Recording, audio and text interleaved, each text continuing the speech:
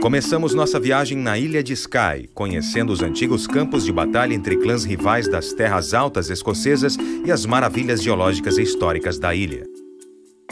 Atravessando os estreitos, seguiremos para ver em terra firme um dos castelos mais fotografados da Escócia, a fortaleza Eilean Donnan. Depois passaremos pelas ilhas de Rum and Egg e chegaremos a Mull. De lá, seguiremos a trilha dos peregrinos ao sul até a remota ilha de Iona, centro histórico do cristianismo escocês estabelecido há 1500 anos. Depois voltaremos para a terra firme, onde passaremos por alguns dos lagos e vales mais espetaculares das terras altas escocesas, todos impregnados de mitos gaélicos e lendas de heróis. Terminaremos a viagem na cidade de Fort William, ao pé de Ben Nevis, a montanha mais alta do Reino Unido.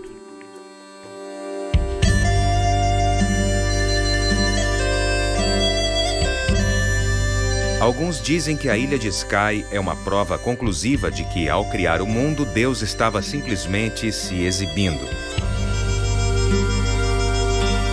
Perto da costa oeste da Escócia, Skye é a ilha mais ao norte das Hébridas interiores. O nome deriva do termo escandinavo que significa ilha nublada, já que está sempre encoberta pela névoa. Skye é composta de várias penínsulas que se estendem do centro.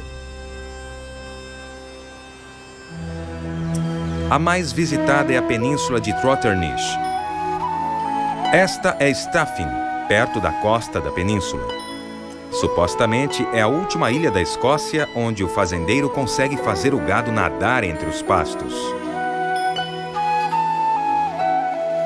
Trotternish é considerada a maior maravilha geológica de Skye. Um deslizamento de terra gigantesco por quase toda a península de 30 quilômetros de extensão, que deixou à mostra uma série de fachadas rochosas imponentes e formações geológicas impressionantes. O Cumid Store é, sem dúvida, a formação que mais se destaca. Mais abaixo dos penhascos fica um pináculo espetacular, conhecido como o Velho de Storm. Assim como em boa parte de Skye, essa formação rochosa está impregnada de magia e mitos. Segundo alguns relatos, a ilha foi um dia invadida por gigantes e um destes seres foi enterrado com o dedo polegar para fora da terra. Outra história conta que um homem e a esposa fugiram desses gigantes. Quando cometeram o erro de olhar para trás, foram transformados em pedra instantaneamente. 10 quilômetros a oeste fica o castelo de Dunvegan. No passado, a ilha de Skye foi o local da rivalidade entre dois clãs, o dos MacLeods e dos MacDonalds. Esse castelo foi construído durante o longo conflito há 800 anos e é a sede do clã MacLeod desde então. Situado no lago Dunvegan, possui um jardim murado e uma coleção de objetos mágicos dentro dele. O mais apreciado é a bandeira de seda das fadas, que, segundo a lenda, foi presenteada aos MacLeods pelas fadas da ilha, podendo ser usada 3 vezes para salvar o clã em momentos de grande perigo. Ela já foi usada 2 vezes, na batalha contra os MacDonalds e para afugentar a peste e a fome. Mais para o sul, ficam as montanhas Cuillin, a cadeia de montanhas mais impressionante de Skye. Diz a lenda que o sol jogou uma lança de fogo em direção ao solo. No local da queda, uma fenda gigante se abriu, arremessando todo o conteúdo sobre a terra, formando essas montanhas. A lenda não está muito longe da verdade, já que essa cadeia realmente se formou com uma erupção vulcânica, criando picos negros e irregulares que consistem de matéria derretida e cristalizada. Os picos avermelhados ao redor são de granito. As montanhas Cuillin são um local importante para alpinistas corajosos. Os 12 picos principais de Skye, ou Munros, como são conhecidas as montanhas mais altas da Escócia, ficam nas montanhas Cuillin. Existem diversos cumes para escalar, ou como diriam os escoceses, Munros para explorar.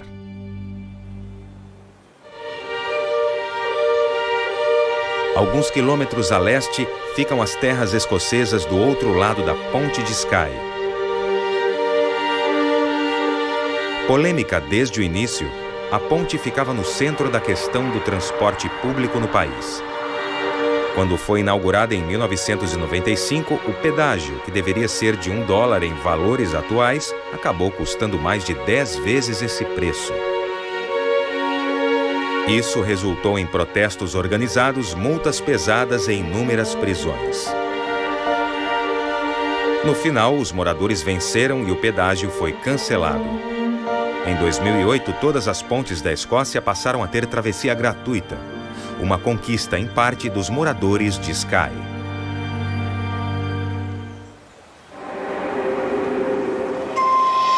Na direção sudeste fica o castelo de Elendonnan, um dos castelos mais fotografados de toda a Escócia.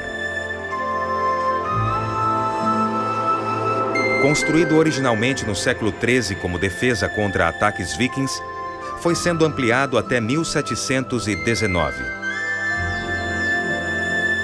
Foi nesse ano que soldados espanhóis, em apoio à revolta jacobita, ocuparam o castelo enquanto esperavam as provisões.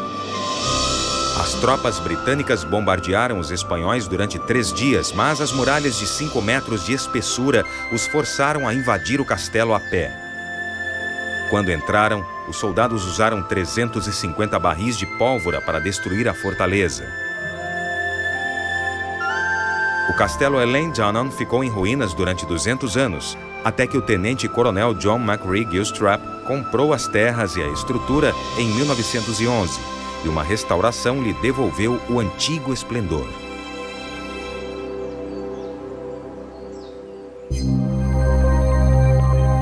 Ao longo da costa fica o Estreito de Sleat, um braço de mar ligando Skye à terra firme. O nome vem de uma antiga palavra escandinava que significa suave. Mas quando as águas do lago Aush passam por um vão estreito com cerca de 200 metros, a correnteza cria a turbulência que vemos abaixo. E suave é a última palavra que nos vem à mente. A maré alta que se forma é conhecidamente perigosa, embora alguns destemidos já tenham nadado em períodos de águas mais calmas. –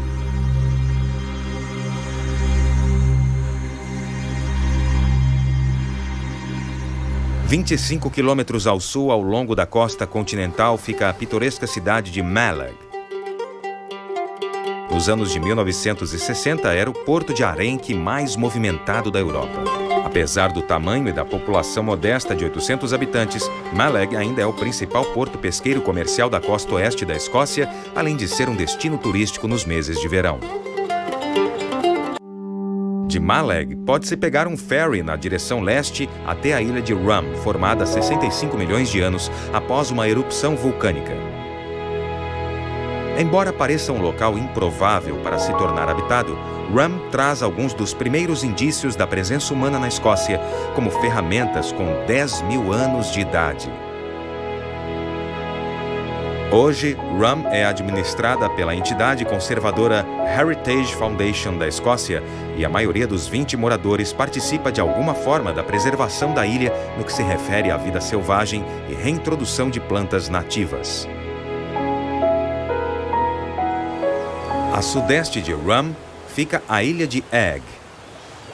Ocupando uma área de 30 km² e com apenas 90 habitantes, Eigg é pequena, mas, além de ser extremamente bonita e repleta de aves, é o local de uma experiência que serviu de inspiração às pessoas do mundo todo.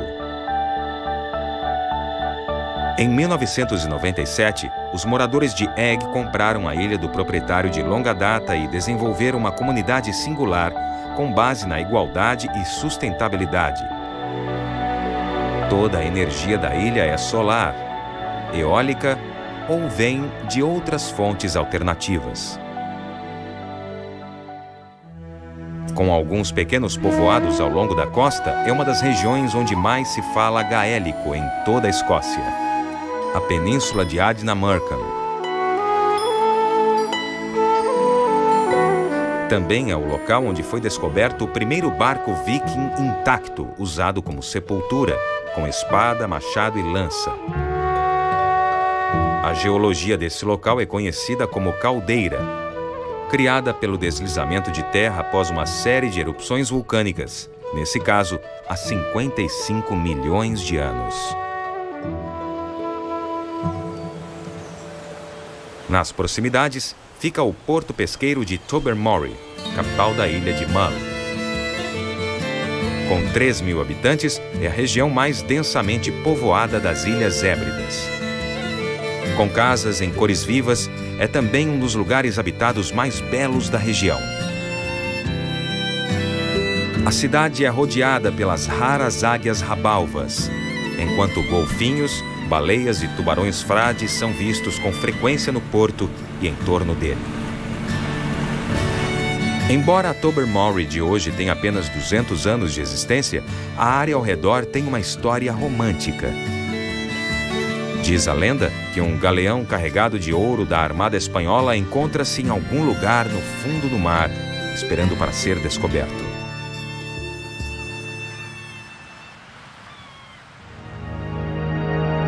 No interior da ilha de Mull, fica a paisagem escarpada que guarda segredos místicos e seculares.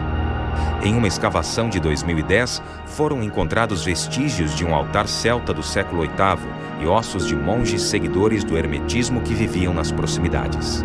As cavernas estão repletas de artefatos neolíticos e círculos de pedra. E espalhados pelo interior montanhoso, existem fortes de 6.000 anos no alto das colinas, chamados Duns. A ilha era o centro do cristianismo escocês, devido à sua proximidade com a ilha de Iona, altamente religiosa. Consequentemente, cemitérios medievais e os vestígios de capelas do século V complementam a história do local. Além disso, a ilha de Mull foi invadida por vikings até o século XIII, como aconteceu com muitas dessas ilhas. Ao sul, fica o Lago Nakheel, que avança para o interior. Séculos atrás, essa seria parte da rota que os peregrinos seguiam para chegar à ilha de Iona. Isolada perto da costa de Mull, seria o último lugar onde esperaríamos encontrar uma casa de fazenda. Mas existe uma aqui, na ilha de Little Clounsay. A escritora Cressida Cowell, que passava o verão aqui na infância, descreveu a ilha como um lugar onde poderíamos ver um dragão no céu. Próximo dali, fica a ilha de Iona. Foi um lugar importante para os cristãos durante 1.400 anos. São Columba chegou na ilha em 563 d.C. Sob sua influência, a ilha tornou-se um dos centros de aprendizado na Europa durante a Idade Média. A abadia de Iona foi construída no local onde ficava o mosteiro de Columba. Os monges reproduziam textos sagrados e escreviam poemas religiosos. Chegaram até mesmo a fazer um guia para a Terra Santa. Reis, nobres, homens santos e peregrinos humildes viajavam para o mosteiro em vida e depois da morte. Alguns vinham estudar e rezar. Outros eram enterrados em solo sagrado. O local atrai peregrinos até os dias de hoje. Este forte magnífico do século XIII, localizado em um cabo da ilha de Mull, é de um período posterior da história escocesa. É o Castelo de Duard. Foi dado a Lackland, chefe do clã dos Macleans, e a esposa como dote, e passou a servir como sede do poder dos Macleans durante mais de 300 anos. Em 1653, durante o reinado de Oliver Cromwell, uma frota de 6 navios tentou saquear o castelo, resultando no naufrágio de 3 desses navios durante uma tempestade. Os 3 restantes retornaram. O castelo foi destruído no século seguinte e ficou em ruínas até 1910, quando Fitzroy Donald Maclean, 26º chefe do clã, comprou a propriedade. Foi reformado e está aberto à visitação pública desde 1995.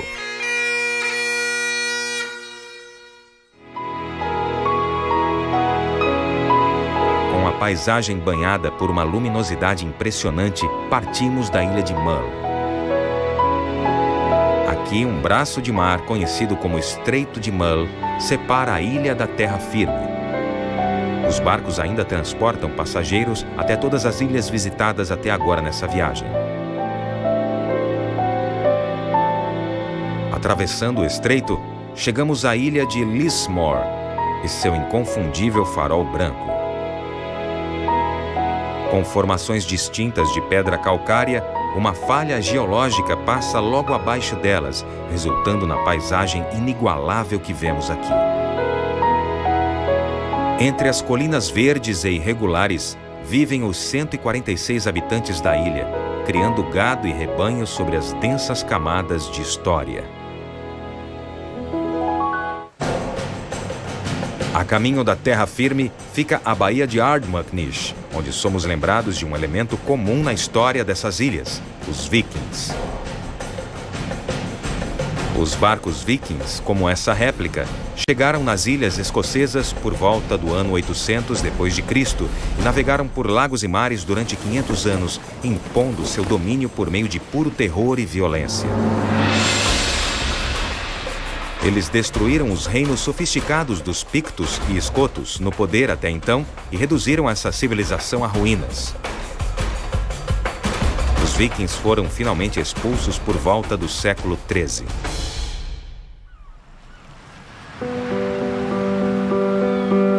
Conforme as águas se deslocam na maré alta da Baía de Ardmurknish para o lago Etiv, elas correm por um canal estreito, criando essas águas brancas e agitadas conhecidas como Corredeiras de Lora.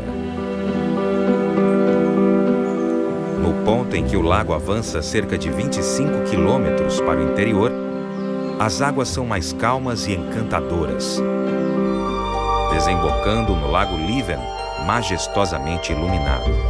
As águas do lago Leven fluem então para o lago Lyn, que é bem maior. Com 50 quilômetros de extensão, é um dos maiores lagos da Escócia. Viajando para o norte, chegamos a Fort William, segunda cidade mais conhecida nas terras altas escocesas depois de Inverness. O nome se refere à história regional, já que a cidade cresceu em torno de um forte construído durante a Guerra Civil Inglesa, com o intuito de vigiar a população local. Na época, ele foi usado para reprimir a revolta jacobita no início do século XVIII.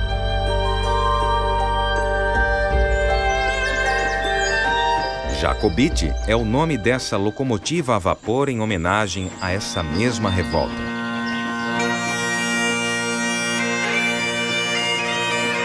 A locomotiva transporta passageiros de Fort William diariamente e leva 2 horas para chegar à cidade pesqueira de Melek. Esta rota foi concluída em 1901 na tentativa de permitir o acesso à remota costa oeste e incrementar o comércio com cidades como Melek. Nos 80 anos seguintes, a linha foi raramente usada e por isso recebeu subsídios do governo. Com a troca por motores a diesel, nenhum trem a vapor tinha sido usado nessa linha até 1984. Foi quando a companhia ferroviária British Rail reintroduziu a locomotiva a vapor, na tentativa de incentivar o turismo e garantir um retorno financeiro para a linha. E deu certo. Atualmente, alguns definem o passeio como a melhor viagem de trem do mundo.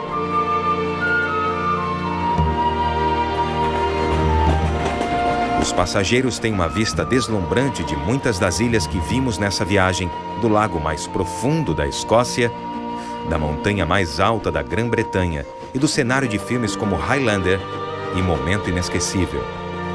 Os passageiros não apenas podem conhecer os sets de filmes famosos, como também podem entrar neles, porque o trem a vapor Jacobite se transformou no Expresso de Hogwarts nos filmes de Harry Potter.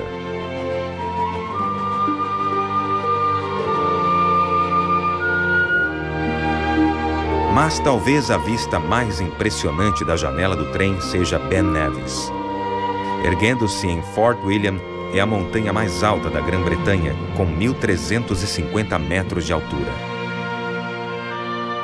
O nome Ben Nevis vem de uma expressão gaélica que significa montanha cruel, ou No sentido mais romântico, homem com a cabeça nas nuvens. A primeira escalada bem-sucedida foi realizada em 1771. Mas hoje a montanha é muito mais procurada por alpinistas. São mais de 100 mil escaladas por ano. Um lugar perfeito para encerrarmos essa viagem.